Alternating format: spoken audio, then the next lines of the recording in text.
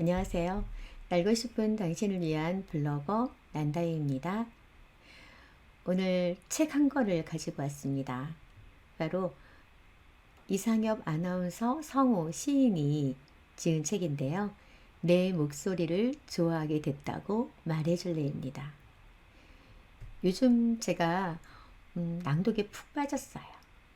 낭독이 너무 좋아져서 계속 책도 보게 되고 공부도 하게 되고 또 코칭도 받고 있거든요. 그러다 보니까 계속 좋아하는 책들을 어떻게 하면 잘 낭독할 수 있을까를 생각하게 되고 또 다방면에 이런 낭독에 관련된 책들을 찾아보게 되더라고요. 여러 권의 책을 또 소개를 해드렸는데요. 오늘은 그 중에서 이제 이상엽 아나운서가 지은 책을 중심으로 블로그 포스팅을 해서 그 블로그 포스팅한 내용을 주제로 한번 해보려고 합니다. 느긋한 혼술처럼 1인 낭독의 세계로 들어오세요. 요즘 방송가에서 유행하는 트렌드 중 하나가 본캐, 부캐입니다. 원래 게임에서 사용하는 용어라고 하는데요. 본캐는 게임을 하면서 본래 자신이 만들고 키워왔던 캐릭터를 말하고요. 그 다음에 부캐는 조금씩 지루해진 본캐에서 벗어나서 새로운 캐릭터를 만드는 것을 얘기한다고 합니다. 이 게임에서 사용하던 본캐, 부캐가 연예계로 활용되면서 다양한 시도를 하고 있는데 그중 대표적인 것이 유재석, 이효리, 비가 만들어낸 싹쓸이가 아닐까 싶어요. 굉장히 다른 자신만이 가지고 있는 본래 이미지와는 전혀 다른 모습을 보여준 그런 프로그램이라서 참 재미있게 보기도 했습니다. 그런데 이게 연예계에서만 그럴까요? 그러지 않습니다. 이제는 일상에서도 본캐, 부캐가 자연스럽게 지내고 되고 있는데요. 그중에 SNS 활동을 꼽을 수가 있습니다. 수줍고 내성적이라고 느꼈던 과장님이 오늘날 갑자기 유튜브 라이브 방송을 하고 계실 수도 있고요. 조용하게 책만 좋아하는 친구인 줄 알았더니 오디오북 채널을 만들어서 팟캐스트로 활동을 하고 있기도 합니다. 저도 새벽에 글 쓰고 낭독하는 새글랑이라는 지금 오디오 채널을 운영하고 있습니다. 낭독은 저에게 부캐입니다. 주로 저의 본캐는 뭐냐면 외부 강의를 주로 하고 있고요. 그 다음에 친구랑 동업으로 전통 장류를 마케팅을 하는 스마트 스토어 정도를 운영을 했는데요. 코로나가 터지면서 블로그 세상에 들어오게 됩니다. 블로그에서 시작된 저희 부캐가 점점 영역을 넓혀서 어느 날 낭독이라는 키워드하고 만나서 자리를 잡게 되는데요. 시각장애인을 위한 낭독 봉사에서 시작해서 새벽 낭독 오픈 채팅방을 운영하면서 점점 낭독의 세계에 빠지게 되었습니다.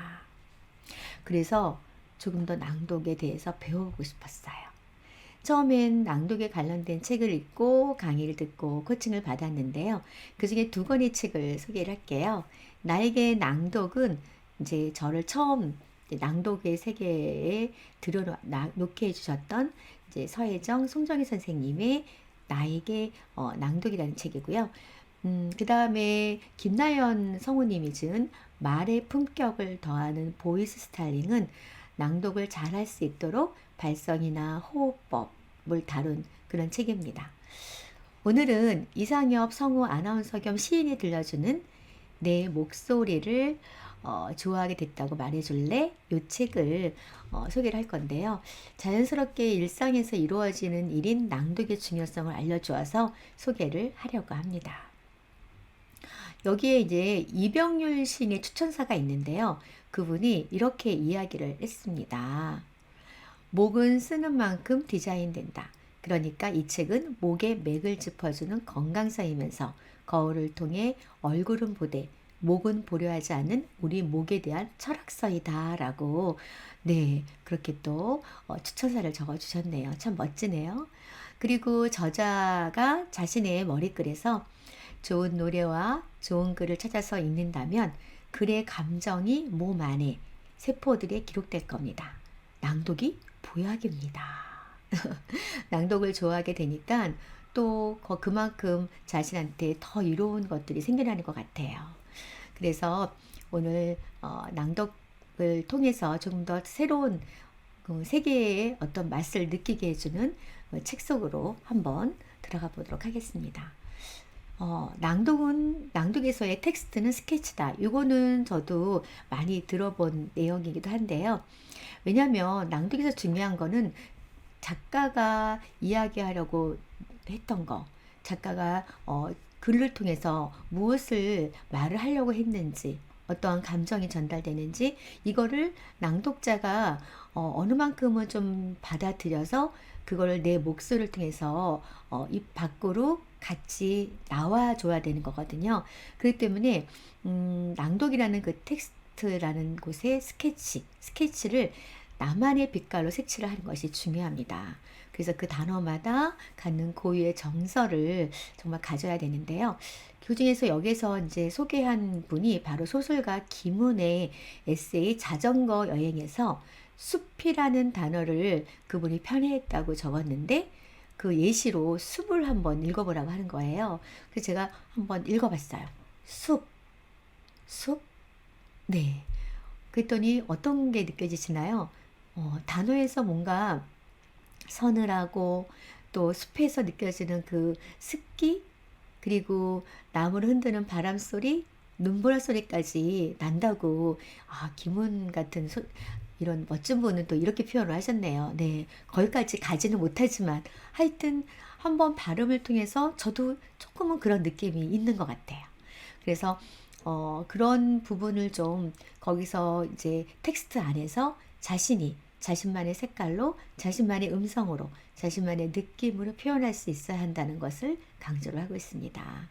그리고 또 낭독을 하다 보면 책 안에 의성어, 뭐 성큼성큼, 아니면은 이렇게 의태어, 어떠한 표현에 대한 부분이 있죠. 그런 거를 할 때 너무 이렇게 과하게 큼지막하게 몰입돼서 그렇게 하다 보면 오히려 낭독을 망칠 수가 있다고 합니다. 그래서 조금 더 그런 상투적인 표현이 되지 않도록 덤덤하게 읽는 것이 고급스러운 낭독의 느낌을 준다고 하니까 기억해 주세요. 그 다음에 우리가 또 많이 중요하게 생각하는 건 낭독에서 문장 끊어읽기 그겁니다. 근데 저는 이 책에서 낭독 기호를 배웠어요. 그래서 낭독 기호를 이거는 이제 왜 음악에서 왜 음표 박자 표시 이거가 있듯이 낭독에도 그렇게 낭독 기호가 이제 표시를 해서 이제 책을 읽을 때 낭독할 때 하면 훨씬 도움이 된다는 거죠. 그래서 제가 몇 가지 책에 소개한 것을 가져왔습니다. 이게 한번 이렇게 체크하는 듯한 요거는 짧게 끊어 읽을 때 이때 사용하는 거고요. 그 다음에 슬러시처럼 옆으로 한 번. 요거는 큰 맥락으로 길게 끊어 읽을 때. 그리고 두 번 있는 거는 아마 문단 같은 경우처럼 좀 충분히 씌워줄 때. 요때는 두 번을 이렇게 그으면 좋고요.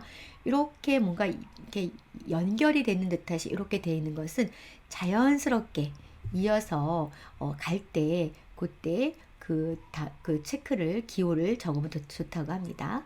그 다음에 어미를 올릴 때 그랬습니까?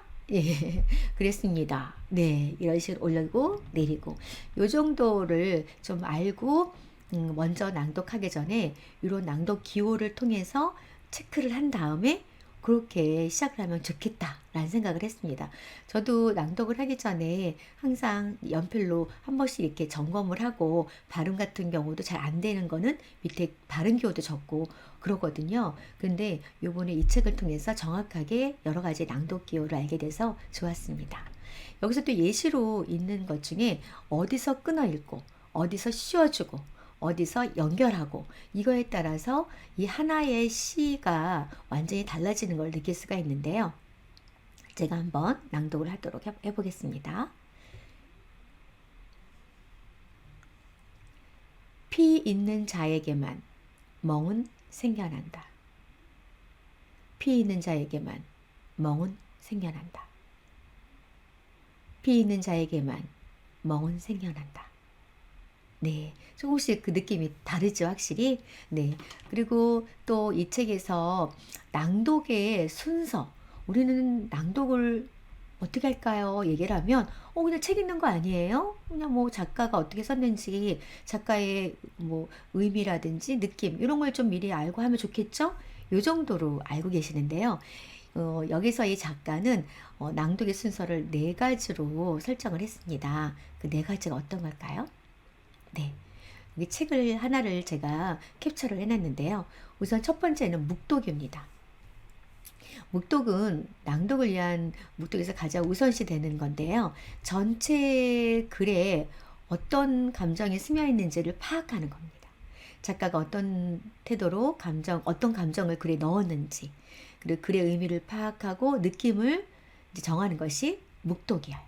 그 다음에 음독인데요. 말 그대로 단어 하나, 문장 하나씩 읽어보면서 전체적인 낭독을 물 흐르듯이 이렇게 잘하기 위해 점검하는 단계입니다.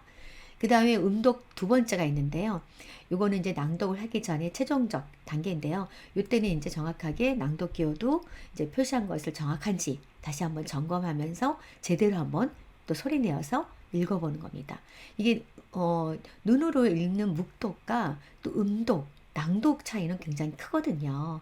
그래서 눈으로 한번 읽고 소리로 한번 읽고 감정과 느낌을 살려서 또 낭독을 하고 네, 이렇게 네 번을 거쳐서 낭독을 하면 좋다. 그래서 낭독의 순서를 이렇게 올려주셨습니다. 그리고 이제 이분이 그거를 토대로 네, 어떤 거를 시작을 했냐면 본인이 이제 그 안에서 서시라는 부분을 이렇게 낭독 기호로 이게 서시거든요. 예, 서시를 낭독 기호로 이렇게 해주었습니다. 네, 그래서 요거는 이제 제가 한번 녹음을 해봤는데요. 한번 들려드리도록 하겠습니다.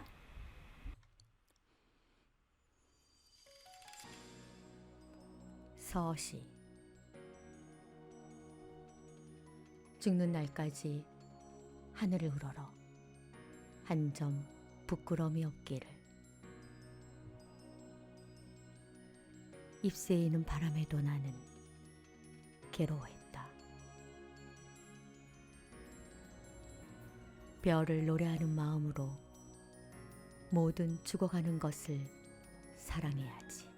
그리고 나한테 주어진 길을 걸어가야겠다. 오늘 밤에도 별이 바람에 스치운다. 윤동주.